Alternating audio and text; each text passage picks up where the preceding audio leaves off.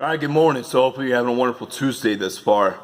I got to thinking, and I'm a person who likes to think about things from, multiple perspectives and think on a deep level.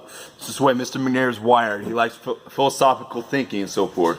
And when you discuss the topic of, a utopia, it's going to be something that's going to stir a lot of thoughts around in your mind, all right? So the whole notion of a utopia, can it possibly even truly exist? Let's think about this from a logical perspective. All right, so what is a utopia, first of all?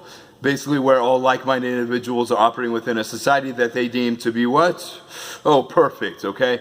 It's the best way to go about, a society. It's the best way to go about it from, everybody's gonna have the same morals, values, and so forth. Economy's gonna be operating in the perfect, most efficient way, and so forth. But here's the deal.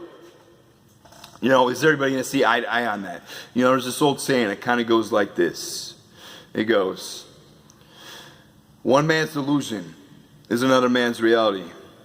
But after all, we're just living in our own fantasies.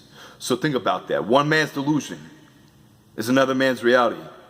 After all, we're just living in our own fantasies. Basically, it's based on our perception of the world. No two men will see the same thing when you look at, a picture.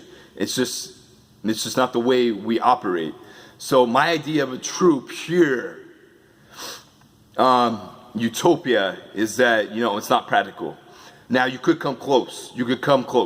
There could be, lots of individuals who are very similar when it comes to, main ideas or ideologies. They could have very similar or if not the same. But when it comes down to all the nitty-gritty details, I just don't see it being logically possible. But yes, a utopia in the sense of like you get a lot of like-minded people, yeah.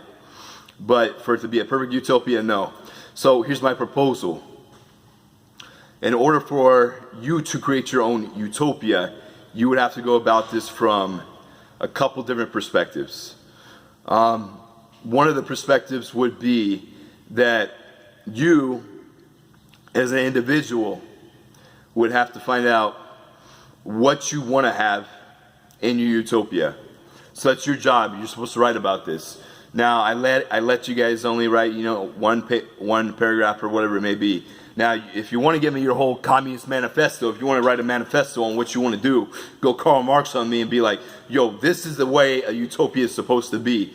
For you guys who don't know about that, that's basically where Karl Marx was like, hey, I am the father of communism, socialism. There's going to be this clash between the classes. The poor is going to rise up. They're going to, destroy the elites, the rich, so forth. And this cycle is going to continue to happen unless there's going to be some change in some social construct and so forth. But his notion was that everybody was on the same playing field and that it just be, holly jolly and everything would be wonderful. Now, we've seen when it comes to socialism and capitalism, this doesn't actually work. It doesn't pan out. I'm not saying that, capitalism is the all great, most wonderful thing in the world. But I will say, now I'm not allowed to, give you, my 100%, political views on everything. But I will say that there's, obviously there's going to be flaws in every system, but people who are usually arguing against, at least in America, capitalism is that they just want a watered down version of capitalism. No one wants to truly go to like pure socialism or communism for the most part. Yeah, you're going to have individuals who are like, yeah, communist revolution, baby. But for the most part, no. But anyways, communism, socialism, they always end up flawed because they never follow the true way of the Karl Marx. Because the people who get in power, they always end up taking more power than they need to. And then they have way more say and they run a corrupt, government and so forth. So it never pans out the way Karl Marx deemed it to be, okay? But anyways, back to going about this. Yeah, you could write your own, manifesto. You go all out. You could get, first of all, it has to start from within you, and then you get other people to rally up with you and so forth, get into politics and so forth. You can lead this whole revolution. But I was thinking about it from what can we do as individuals so we start to see our own, utopias start to play out before our own eyes in the simplest ways. and the way it all initially started anyways. It's all about, looking within and saying, hey, what are my values? What am I doing in my life? What ways can I critique what I am doing so that I may, improve upon my current process of the way I go about my life, okay? So just making small changes.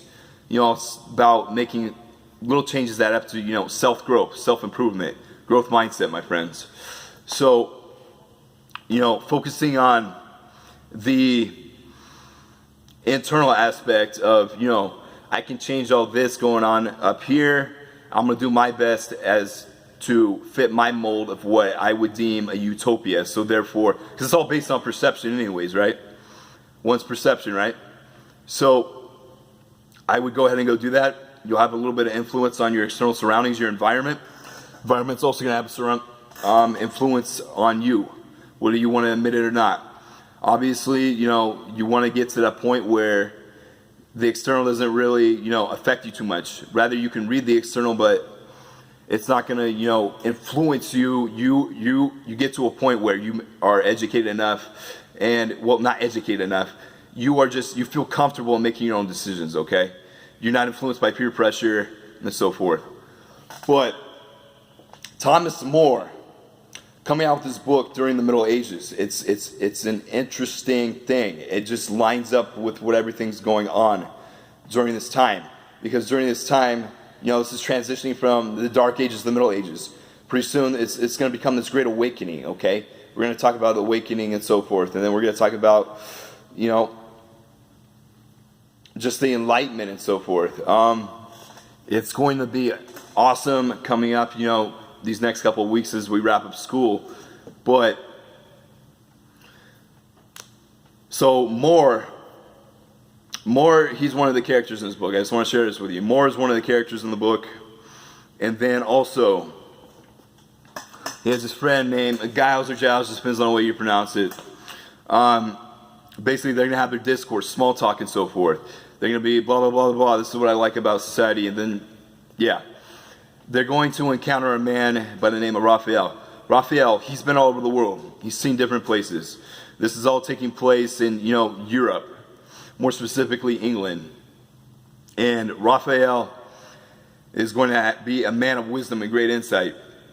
And, More and Giles, they're going to, pick up on this right away. And they're going to be like, hey, come over for dinner, man.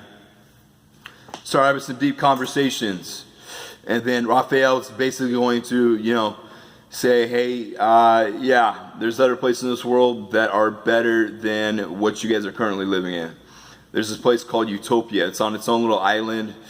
Everybody shares the same morals, values, and it's just everybody's living such a better life, okay? It's just the better way to go about everything. The economy works in the perfect sense of a way it should, and so forth.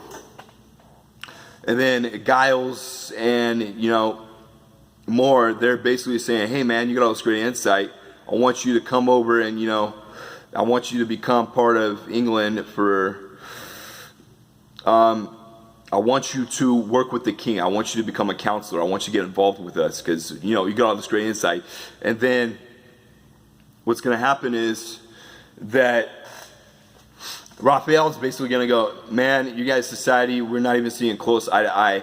I mean, I can see some minor changes happening, but it's just not realistic. And Raphael's going to go, why would I work for a king? Because the king, a counselor to the king is basically just, his yes man. So you got to agree with what he's going to, agree with. Because ultimately, you don't have any power in all actual reality.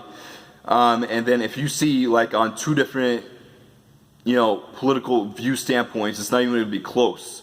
Like, you guys are seeing opposite ends of the spectrum. So he's just like, it'd be a waste of time.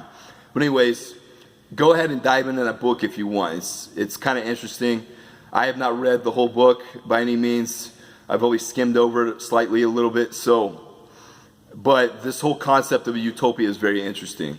So you guys didn't have to watch this whole video. I'm just kind of rambling on because it's like, why not? But I'm enjoying seeing some of your utopia thoughts that some of you are submitting already. I look forward to seeing more, okay? So make sure you continue to, climb the ascension to being that person and creating that utopia that you want in reality, okay? Make sure your perception of this world and what you view it should bring your own thoughts in this world. Don't be the person who's just, so introverted. Now, Mr. McNair, he's a rather quiet guy. He shares his thoughts when he feels it is necessary or if he's got an idea, but he's not a person who's a social butterfly by any means. But I will say I do share my thoughts when I feel it is necessary. And it's important that we share our thoughts with the world so that our voice is heard, all right? So, other than that, you know exactly what I'm going to say. Carpe diem.